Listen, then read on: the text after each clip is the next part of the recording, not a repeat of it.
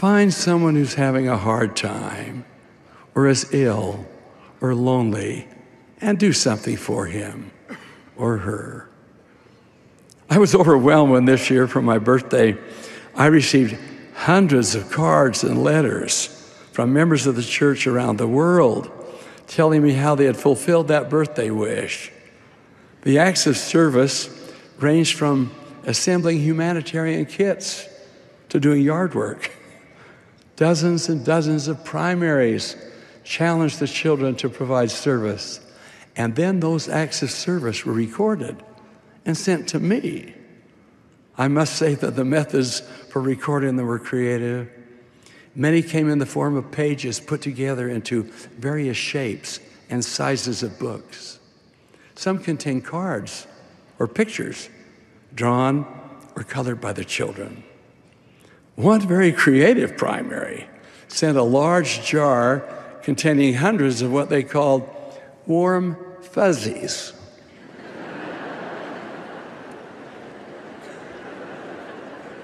I wouldn't have known what a warm fuzzy was. Each one representing an act of service performed during the year by one of the children in the primary.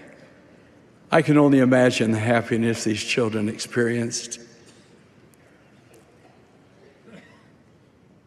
as they told of their service and then placed a warm fuzzy in the jar. I share with you just a few of the countless notes contained in the many gifts I received. One small child wrote, "My grandpa had a stroke, and I held his hand." From an 8-year-old girl, "My sister and I served my mom and family by organizing and cleaning the toy closet. It took us a few hours, and we had fun. The best part was that we surprised my mom and made her happy because she didn't even ask us to do it."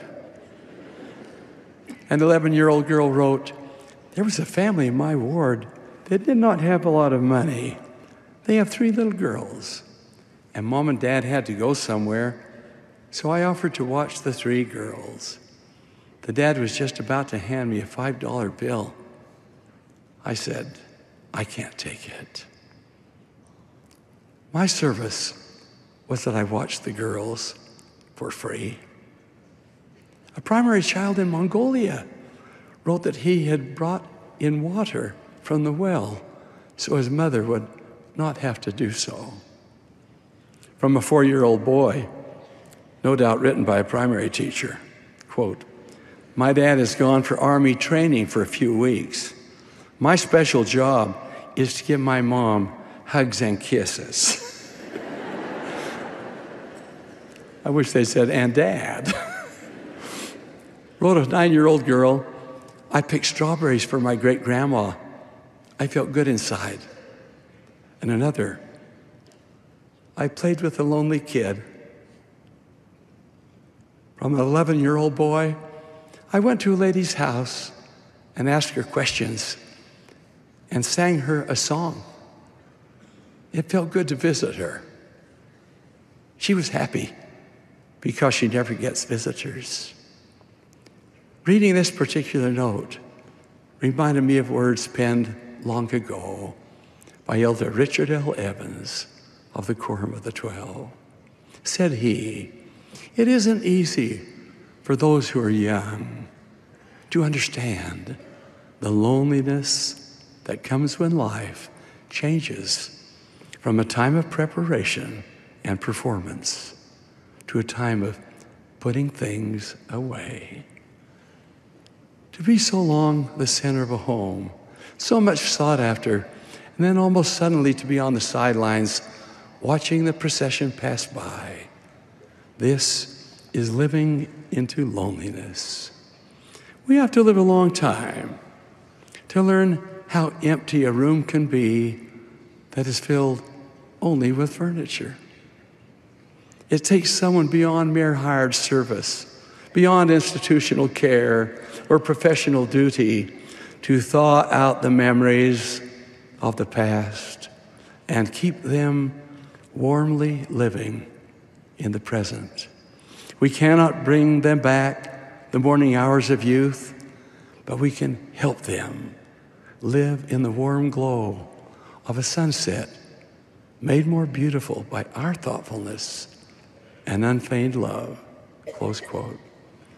My birthday cards and notes came also from teenagers and young men and young women classes who made blankets for hospitals, served in food pantries, were baptized for the dead, and performed numerous other acts of service. Relief societies, where help can always be found, provided service above and beyond that which they would normally have given. Priesthood groups did the same.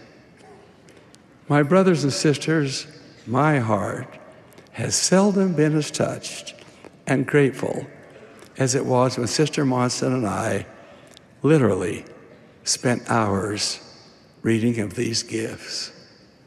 My heart is full now as I speak of the experience and contemplate the lives which have been blessed as a result for both the giver and the receiver.